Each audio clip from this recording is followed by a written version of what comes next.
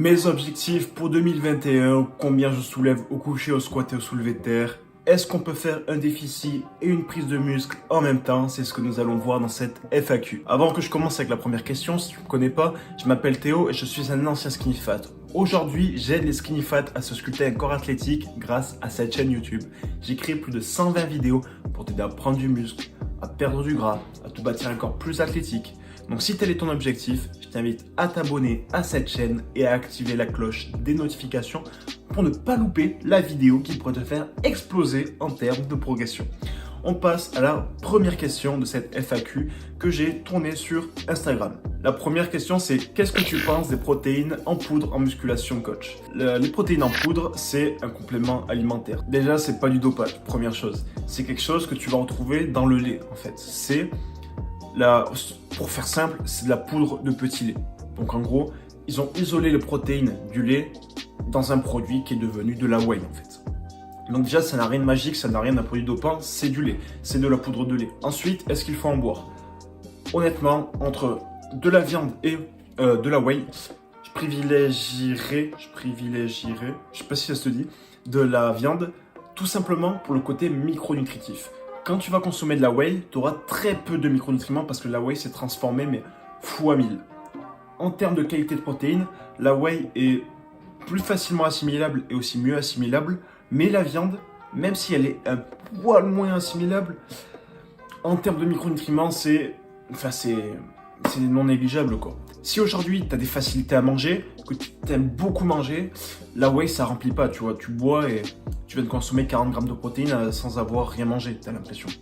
Alors que, au contraire, si aujourd'hui tu as du mal à beaucoup manger, la whey peut être une alternative dans le sens où ça peut améliorer l'adhésion à ta diète en ayant un apport volumineux moins conséquent mais qui permet toutefois d'assurer quand même son apport calorique. La deuxième question, c'est l'ami BodyTed qui m'a posé: quels sont mes objectifs pour cette année 2021? Alors pour cette année 2021, j'ai plusieurs objectifs, que ce soit en musculation ou en business. Dans le business, ce métier que je pratique là. En musculation, déjà j'aimerais que les salles réouvrent, ce serait déjà un objectif accompli. Et si les salles réouvrent, j'aimerais bien déjà reprendre le niveau que j'avais en 2020. Parce qu'honnêtement, mon niveau, il a dégringolé. Je me vois dans le miroir, quand je me compare par rapport à 2020, non, tu vois, ça a dégringolé. J'aimerais reprendre vraiment les entraînements à la poulie, aux machines, pour faire des exercices toujours plus loufoques, des prises marteau inversées unilatérales à la machine, je sais pas quoi, tu vois. Des exercices un peu comme ça qui te permettent vraiment d'optimiser la contraction de tes muscles, tu vois, et pas simplement faire des pompes toutes bêtes ou des tractions toutes bêtes, tu vois. Mais en attendant, j'essaye au maximum de m'entraîner, même si honnêtement je saute beaucoup de séances. Là je me suis pas entraîné depuis peut-être 10 jours, 2 semaines. Comme excuse, je pourrais me dire que c'est pour le repos, tu vois, mais c'est juste que j'ai pas envie. Genre faire des pompes, j'en peux plus, ça fait... On est confiné depuis octobre, ça doit faire 3 mois, tu vois. Enfin bref, enfin confiné, que les salles sont fermées. Mais bref, donc voilà, objectif 2021 déjà, c'est prendre du muscle et perdre du gras et au minimum retrouver le niveau que j'avais avant. En termes de perf, j'en ai pas spécialement parce que j'ai besoin de chiffrer, j'ai besoin de savoir combien de temps j'aurai pour atteindre tel perf. Donc là, je peux pas donner des chiffres. Si je pouvais donner des chiffres, j'aimerais bien atteindre 220 kg au soulevé de terre, j'aimerais bien atteindre 120-130 au coucher, même ouais 130-140. Ça reste un gros niveau, mais ça serait quand même un bel objectif. Et au niveau du squat, j'aimerais bien atteindre les 160-170. Donc voilà. Après, aussi mes objectifs en termes de mon métier, de mon business, donc qui est sur internet, j'aimerais bien vivre de mes coachings. J'aimerais bien en vivre confortablement, ça serait super sympa. Ça me permettrait de voyager, de partir dans différents pays, de faire des bêtes de vlog pour pouvoir les proposer sur YouTube, quoi, tu vois, ça serait incroyable. Ensuite, voilà, ça c'est pour mes objectifs de l'année 2021. Donc j'ai des objectifs de vivre de ma passion sereinement pour cette année 2020 et donc 2021 et avoir du coup le physique que j'avais avant, voire encore mieux. Ensuite, mes perfs actuels m'ont été demandés en troisième question. Pour mes perfs, j'ai au soulevé de terre, avant cette fermeture de salle, j'avais 180. Avant le confinement de mars. Après le confinement de mars, j'ai essayé de retrouver mon soulevé de terre, je suis remonté qu'à 170, j'ai jamais pu atteindre 180. Au niveau du squat, j'ai atteint 140 kg au squat. Et, ouais, 140. Et au coucher, j'ai 120 kg. 120 kg. Donc 180, 120 et pour mon squat 140. Voilà. Ensuite, quatrième question qui m'a été posée, déficit calorique et prise de muscle, est-ce que ça peut aller ensemble? Comme je l'explique dans cette vidéo, on peut tout à fait faire un déficit et une prise de muscle en même temps. En fait, le déficit calorique, c'est tout simplement apporter moins d'énergie à ton corps qu'il en a besoin. Du coup, tu crées un manque d'énergie. La plupart des personnes, la plupart des coachs sportifs te diront que ce manque d'énergie empêchera ton corps de produire du muscle. En réalité, c'est faux. La prise de muscle, ça fonctionne sur un principe de signalisation. Quand tu vas t'entraîner, tu vas mettre une tension sur tes muscles. Tu vois, par exemple, au coucher, le fait de faire ton coucher va mettre de la tension dans tes pecs. Et cette tension va être captée par des récepteurs et va envoyer un message à ton corps, pour la faire simple, de synthétiser des protéines. Donc c'est une signalisation. Il y a différentes voies de signalisation. Enfin, c'est ultra complexe en réalité. Donc voilà, ça envoie un message, ça envoie une signalisation et cette signalisation déclenche la production de nouvelles protéines, donc de nouvelles fibres musculaires, pour la faire simple. Plus tu vas être, si tu es en surplus calorique, tu facilites cette signalisation, mais rien ne t'empêche de continuer de prendre du muscle tout en étant en déficit calorique. Par contre, il y a une certaine limite. Quand tu es en dessous des 12-13%, il me semble, de matière grasse par rapport à ton corps, ça commence déjà à être plus compliqué de prendre du muscle. Et aussi, forcément, plus tu as un gros niveau de masse musculaire, plus ça va être dur de prendre du muscle en même temps. Mais en général, pour la plupart des pratiquants, il n'y a pas à s'inquiéter, ils peuvent faire les deux en même temps. Ensuite, ma cinquième question qui m'a été posée, c'est Théo, quels sont les meilleurs et les pires exercices pour chaque muscle? Alors, pour le biceps, on va tous les faire. Pour le biceps, je dirais que le meilleur exercice, en fait, les meilleurs exercices, il n'y en a pas vraiment. Par contre, on va faire les pires. Les meilleurs, en fait, c'est tout simplement ceux qui te permettent de progresser sans avoir de douleurs articulaires, tu vois. Si tu commences à avoir des douleurs anormales et t'as pas des bonnes sensations ou t'as pas de progression, c'est pas forcément que c'est le meilleur exercice pour toi. Il faut que ça soit adapté à ta morphologie, il faut que ça soit adapté à ton... Enfin, déjà, il faut que tu kiffes faire l'exercice, c'est le principe d'adhésion, mais voilà. Il y a plein de facteurs qui vont faire qu'un exercice est bon pour toi ou mauvais. Mais il y a des exercices qui sont quand même majoritairement mauvais pour tout le monde et c'est plutôt cette question que... Enfin, c'est plutôt sur ça que je vais répondre en fait. Les pires exercices, on va commencer par les biceps. Je dirais que c'est tous les curls avec les coudes en avant. Il n'y a aucun intérêt. Par exemple, le curl pupitre. Il n'y a aucun intérêt à le mettre en avant en fait.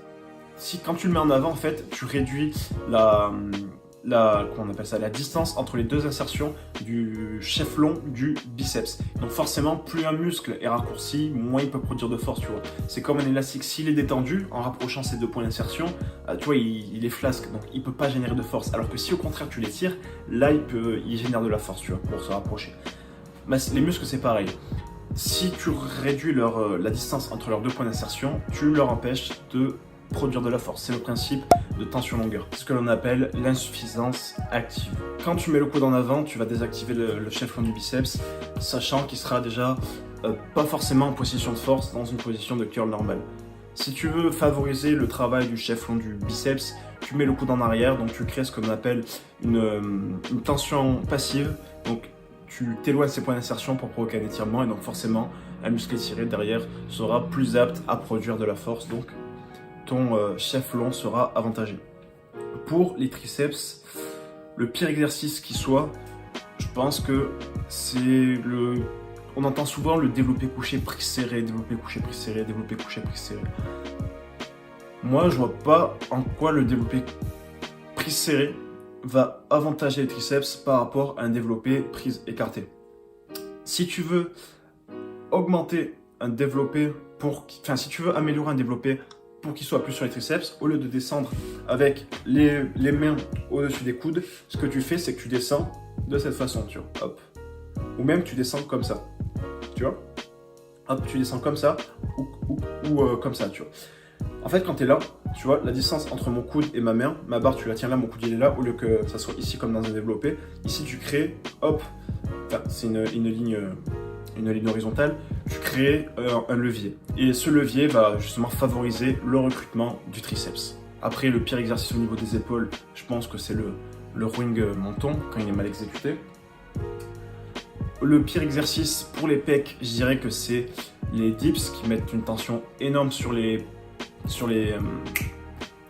épaules. Par contre, il y a une stimulation des pecs qui est pas forcément optimale. Le pire exercice pour le dos, j'en ai pas comme ça à première vue. Je dirais peut-être non, je pense qu'il n'y en a pas spécialement. Si, à part les exercices un peu loufoques, mais non. Le pire exercice pour les trapèzes, je dirais que c'est les shrugs classiques. Il n'y a pas forcément une grosse stimulation. Les pires exercices pour les fessiers, alors ça, tu peux en trouver sur internet, tu tapes circuit fessier, tu vas trouver tous les exercices un peu bizarres. Généralement, c'est des exercices qui ne marchent pas. Tu veux un exercice bien pour les fessiers, tu fais du hip thrust, tu fais des squats, tu fais du soulevé de terre, tu vas retrouver un gros cul. Et pour les jambes, le pire exercice quadriceps, le pire exercice ischio, en général, c'est pas des muscles qui sont très vendeurs, donc généralement, il n'y a pas de mauvais exercices qui tournent là-dessus. Moi, personnellement, pour les quads, j'ai découvert un exercice récemment qui s'appelle le Brignol Squat. Je n'ai pas pu le tester encore, j'aimerais bien le tester. En fait, ça permet vraiment d'avoir une trajectoire, enfin une ligne de résistance qui est perpendiculaire par rapport à ton tibia qui est le levier opérant des quadriceps, si je dis pas de bêtises. Au niveau de la stimulation des quadriceps, c'est juste incroyablement plus efficace que un squat classique où la résistance elle est verticale à cause de la gravité. Et le meilleur exercice pour la chaîne arrière, bon, le pire il n'y en a pas, et pour le meilleur, j'aime beaucoup le soulevé de terre, j'aime beaucoup le hip thrust, j'aime beaucoup le soulevé de terre roumain. Et enfin, la 6e question qui m'a été posée, c'est l'ami Thomas, un powerlifter, qui m'a dit comment faire pour être aussi musclé et fort que toi. C'est tout simple, il faut boire du sirop 0%. Tu bois du sirop 0%, je peux t'assurer que tu vas prendre un maximum de muscles et tu vas perdre un maximum de gras. Je pense qu'avec du sirop 0%, en 3 mois, tu peux être au niveau de Arnold Schwarzenegger ou même au-dessus. Mais il faut vraiment boire de façon régulière du sirop 0%. Si tu te mets à boire du sirop 0% qu'une fois tous les 2 jours, ça ne sera pas efficace. Thomas, il faut vraiment commencer à boire du sirop 0% vraiment tous les jours et au moins 3 fois par jour. Et tu verras que tu boiras 3, 4, voire même 10 fois mon niveau. Pour ceux qui veulent aller plus loin, pour ceux qui veulent vraiment prendre du muscle, qui veulent perdre du gras, qui sont motivés à changer, qui sont pas bien dans leur corps, qui aimeraient reprendre confiance en eux, je vous invite à prendre un appel gratuitement avec moi. Durant cet appel, on va mettre à plat vos objectifs, on va voir en combien de temps on peut les atteindre, on va voir votre situation actuelle et moi, je vais évaluer si oui ou non, je peux te prendre dans un suivi. Crois-moi que ce suivi, c'est ce qui va changer radicalement ta vie. C'est grâce à ce suivi que ton corps va être radicalement transformé. Donc, écoute, cet appel il est 100% gratuit, il est sans engagement, je t'invite à le prendre. On s'organise ça. En fait, c'est une prise de rendez-vous. C'est pas un appel où tu prends mon numéro et tu m'appelles directement. C'est une prise de rendez-vous. Je t'invite à aller voir par toi-même. Tu auras plus d'informations dans la description. Bref, à de même avec cette vidéo.